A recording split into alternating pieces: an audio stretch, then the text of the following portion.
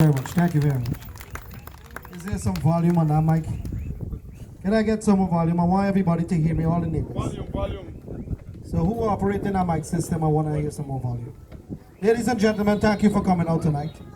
Thank you very much on behalf of the People Progressive Party Civic. Thank you very much for coming out tonight. The General Secretary of the PPP has asked me if I wanted to be on the national list. And without any hesitation, I said yes, sir. If you ask yourself, what did the PPP do differently from 2015 and in 2020? I'll say one thing. I'll say many things, but one of the most important things is that they're embracing professionals, they're embracing youth, and they're bringing them to the leadership of the party to join with those who are there, who've been battling since Noah was a boy. 70 years ago, they've been battling for democracy, freedom in Guyana. Now, they're embracing young professionals, putting them to the fore of the party to take the case to the people, take the case to our brothers and sisters throughout Guyana. Every nook and cranny a PPP leader is. Tonight, yesterday, last night, and going forward to the next 56 days, we will be everywhere across this country. And that is what we are doing differently. We are meeting people. There is no replacement for retail politics. There is no replacement for when a PPP leader shows up to your house and say, how are you, sir? How are you, ma'am? How is your day? How are you doing? What bothers you? How can I help? How can I help? Now, I'm a businessman. I lead the Chamber of Commerce in Georgetown for 2 long years. And in those 2 long years, I have looked at every single economic sector in Guyana, every single subsector in Guyana. And what I saw was something that turns, let's say, curdled milk. Let me just explain a couple of things that is happening to you that you may not realize. The first thing is that your salary cannot take you from month to month anymore. I said this last night to those at Virgin Nugent, and I'm going to say it again. Because taxation is like a plague right now. This government has increased taxation so much that it affects your pocket. I'll tell you, I don't know the square feet of that mandir, but I can tell you, 88.5 billion Guyanese dollars will fill that mandir, and the pandit can't even go in there for free. That is the amount of tax that they have received extra when they change the vatable item, the what we call the zero-rated items that you used to get free of tax. They tax it. And over the past 4.5 years, they have raked in 88.5 billion Guyanese dollars more from you, from your house, from your pocket. That money, as I say, is so much. So just to calculate the maths for you, 1 billion Guyanese dollars is 1,000 million. So if you pack up $1 million $1,000 bills, they're going to be 1 million and like this. Just think about $1 million and multiply that by 88.5. Then you'll understand how much money you're talking about, how much they tax you. Now they have tax, and I want to remind you, we Guyanese people, we have a problem. We only remember the last things. But I want to remind you, I believe that I should remind you of what was done. Remember the school children, the tax, the education? Remember that? We must remember that. Remember in Georgetown, when you drive your car to go to work, they want to put in a parking meter and charge you to park? Remember that? I want to also remind you, remember when they reduced the fare up in Borbies, they carry it up at the Demerara Harbour Bridge. So they give with one hand and take back with the other. So back in the day when you're driving the car, come out those who have cars, and you're trying to scrabble up $100, you could pay a bill. Even if you short $20 and all you pick and you gone through. Now you got a fine bridge toll. You got to find $200 for your car and whatnot. They tax everything. They tax. Like, you get them blackout most of the day, but yet at the end of the month, they tax in light. The water that you get, Grumsy sometimes clear, sometimes half of the day water not ghee, as they could say in Guyana. But yet at the end of the month, tax show up on it. If you take your family Once a month, if you can afford it, you take them to a restaurant. And you sit down and you have a family of 4, mother and the 2 children or whoever. Put an extra chair at the table. Because when the bill comes, the tax man eating just as you. A bill shows up and they have tax in it. So this is what's happening to our country. Taxation, taxation, and taxation. Now, that is not all. When you talk about the management of how they manage Guyana, it's something, you know, as I said, it's like curdling milk. Let's look at jobs, which is a matter for us. Jobs. Last night I said to the Virgin Ocean gathering there, our brothers and sisters out there, that this is a government of joblessness. I'm telling you because how can a government sit down who says they represent the people and put 7,500 people immediately on the breadline? 1,753 of them come from Wales, out of that 7,000 from Gaisuku. 1,753 people just immediately shows up to work, and next day they go home to their wife and say, well, I don't know how we're going to live tomorrow. Now, that does something to a man. It breaks his spirit. And that is what they've done to people. That is what they've done to fathers here. Break their spirit. Now, women in society, women in this society, and I want all of the women here to hear me out.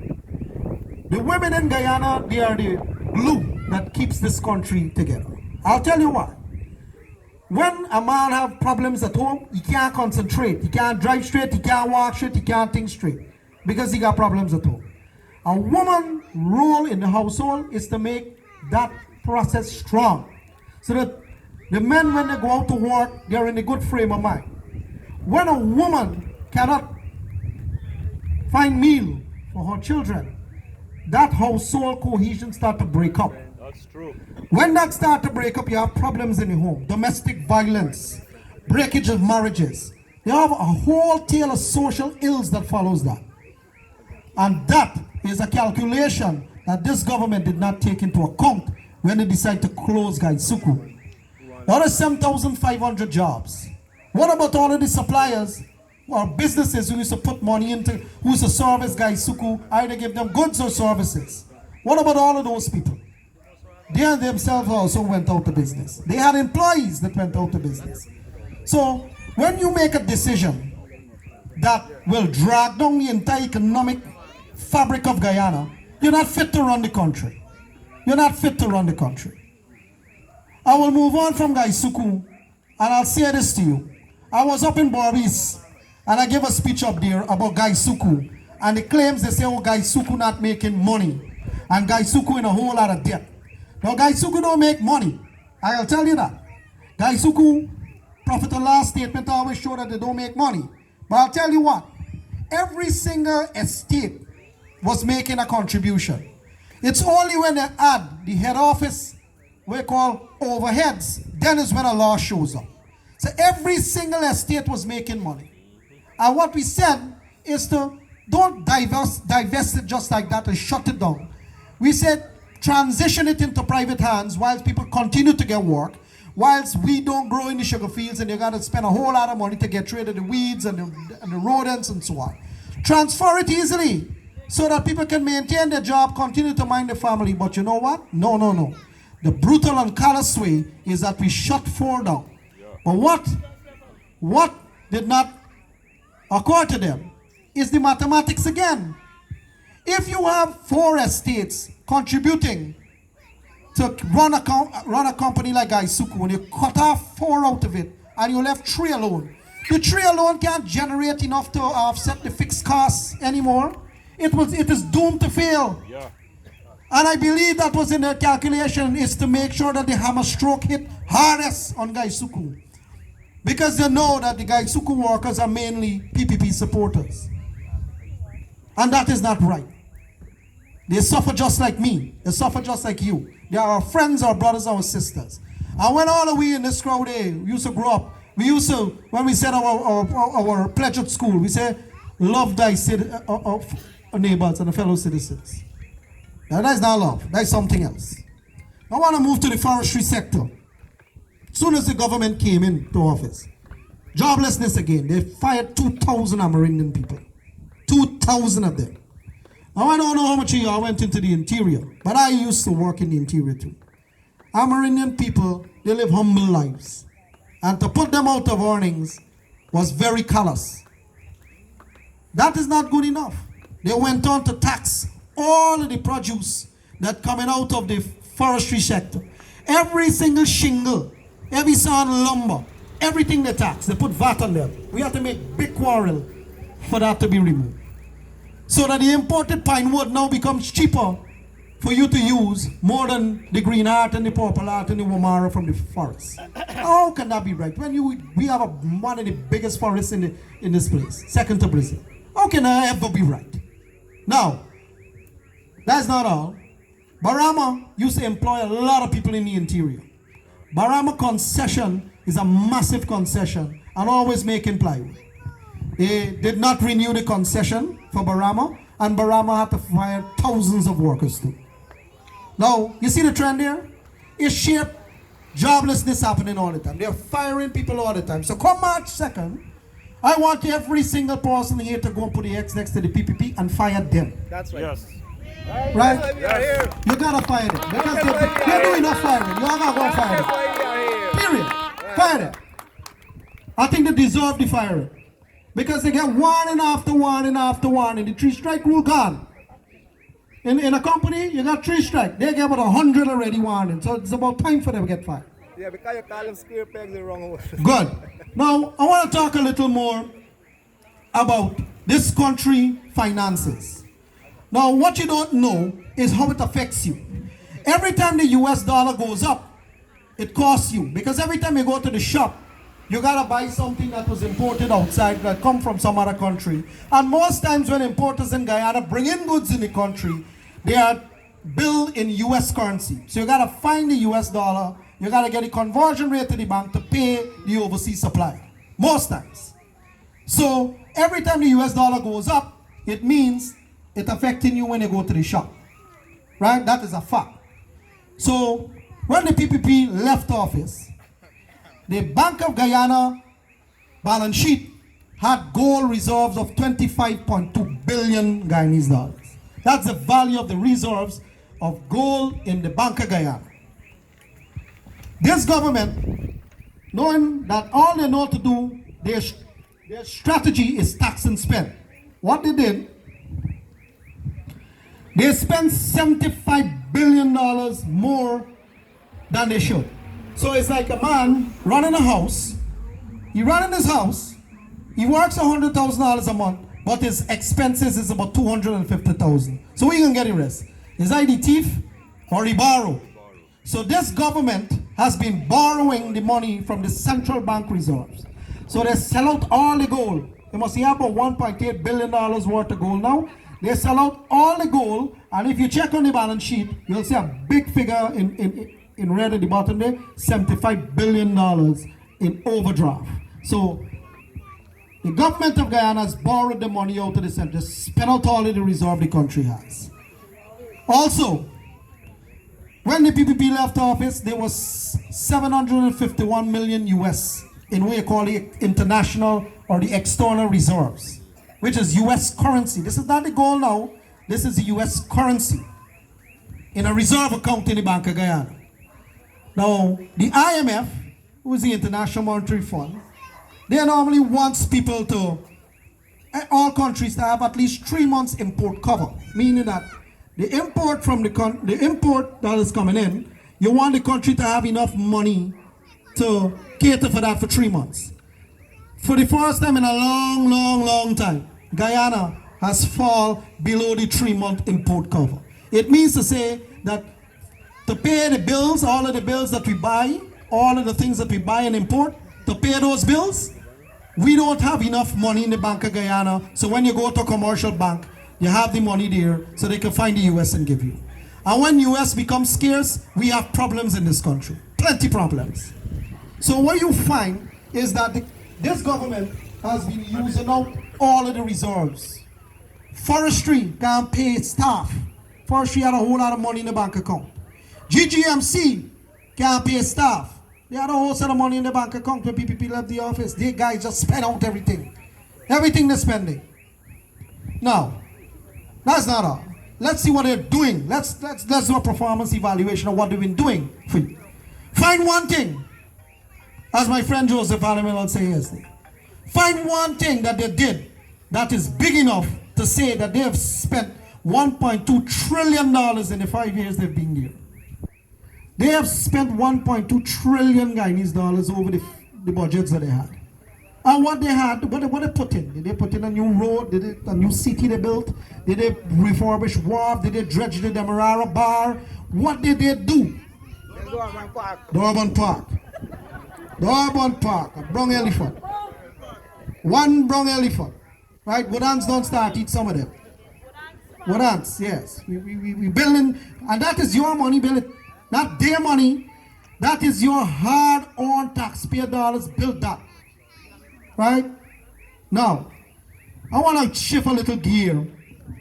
Apart from the joblessness I'm talking about and the bad news about oil and gas. Now, you got a lot of political party out there, a lot of them, always coming and dangle a carrot in front of voters when it's election time, you know? Ladies and gentlemen, that's how you win elections, you know. You gather a lot of young people, tell them what the problem is and tell them who's to blame for it. That is how you win elections. And you make promises you can't keep, like a lying boyfriend. You want to tell a girl a whole set of things and they make promises and they can't keep them. So, they will come and promise everything to you. But I'll tell you this. I said this yesterday, I said again, a tree is known by its fruit. And what fruit did they bear? Joblessness? Crime? Punishment? Huh? No. I don't think they deserve a second thought. March 2nd, we're going to vote for Irfan Ali and the PPP.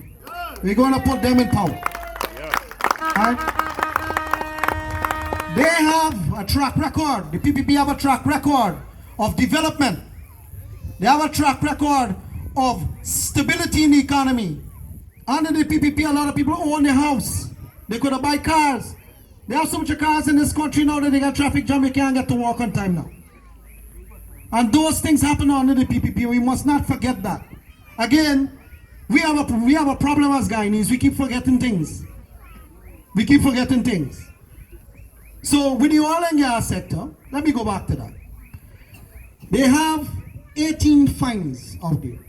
What it means, ladies and gentlemen, is that 18 different fields of oil they found. And it's continuing. It's not stopping. They're drilling deep water, ultra deep water, and shallow water, near shore. Right? So, different operators are drilling and they're finding oil. I'm not even going to go into the contract that they signed. I mean, that one don't curdle milk. I think that one is pile milk by just looking at it. Nevertheless, let's look at what they did for Guyanese people. Now, every business in Guyana knows how to do business. That's why we have been a republic since 1966. We've been carrying on an economy since 1966. So we know how to do business. But yet, every time people open their mouth in government, especially ZFP and new government, oh, Guyanese are not ready. Guyanese don't know how to do this, they don't know how to do that. But we know how to do business. We know how to import stuff. We know how to transport stuff. We know how to do business. Yeah. So what happened is that they decide that they're going to go to the foreigners and bring the foreigners and give the foreigners all the concessions. And we, the Guyanese people who are paying for their job at the end of the month, is our tax dollars pay those ministers and all of them in government. We must remember that. We are powerful people because we are the ones who are paying them their salaries. And if you decide on March 2nd not to pay their salary anymore, you just want to put your ex next to the PPP and vote them out. So we're not paying your salary, we're firing you. And that is what you have to do. So what they have done is they have increased foreign content and reduced local content. I have fought for local content in Guyana vehemently. Any little stool you give me any part of the country, I will talk about local content. Because what local content does is that it connects the citizen to the oil reserves out there. What it does, what it says is that you must give Guyanese people first consideration and preference to provide a goods and a service to the oil and gas operator or to a tier 1 contractor that they have. So that is what local content does. And Irfan Ali has said that his administration will provide a strong local content, policy, and legislation so that Guyanese people have a fighting chance of enjoying their own patrimony that is out there, rather than it being raped and pillaged by foreigners. I'm not anti-foreign.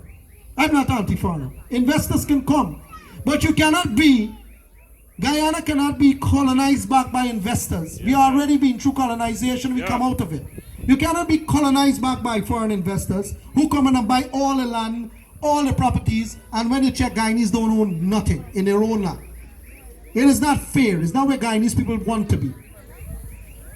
Now, let me just talk about what you're going to do with this oil money. Everybody says that, okay, we're going to give $5,000 per household. No. If you give $5,000 per household, it means you're spending more than you're collecting already. You're gone in a position of debt already. You have schools that needs to be modernized. Each one of them need to have computerization systems. You know, I just pick up my daughter from a school. I'm not going to name the school. But because of the hot sun and the heat in the classroom, there has been beat down in a day. All of them schools need to be properly AC properly. Every one of them. Oil money must do those things for our change up the curriculum, build new universities, fix the health system. How much of y'all ever go to the hospital and don't find drugs? You can't find drugs. They don't have an X-ray machine. It's never working. Something wrong with the MRI machine. We don't have one. Some part missing. You always have an issue. Oil money is going to fix that. And that is what Irfan Ali says. Is have to deal with infrastructure. The police force. Those guys need proper salaries. Yeah. They need proper technology to do crime fighting. They need proper vehicles. They need proper systems in the vehicles to tell them when some on a scamp man passing the road going to rob somebody. They can run the plate quickly and find out what they did. If they got parking ticket. You need all of those things. Oil and gas money must go into those things. Oil and gas money must go into your children and your children and your children. 4 generations at least. 4 generations. You can't spend all now in this generation and then your children and your daughter and her daughter ain't got nothing to get. Everybody must understand that when you're planning, it must have something called intergenerational equity. It means not for this generation only, but it must be for those after. But not this government. This government managed by shock and awe. You know what shock and awe? You get shock, you pull back and say, that is how they manage. That is a model of management. They shock the economy. And what happened. They don't care. That is not the way to manage an economy. It's not the way to manage. So on March 2nd again, you know who to vote for. There's a gentleman right 2 corners away from me. Everybody back there. Fat chubby guy. But you know what? He got the biggest heart. Just like he's big in size, he got a big heart. And I've seen him walk with his 2 foot throughout this country, meeting every single person as much as he can. And let them know that his government will make sure that they put policies in place to reach them in a positive way. So, March 2nd, guys, who we voting for? I want to hear you, man. You're quiet. Come on, let me hear you on. You're quiet. Come on. Don't be frightened. This is the time to bowl. Beat your stomach. We voting for PPP. Come on. PPP. Ladies and gentlemen, I don't want to keep away from the 2 honorable gentlemen on the stage. But thank you again for coming out tonight. We want you to hear the message. Thank you.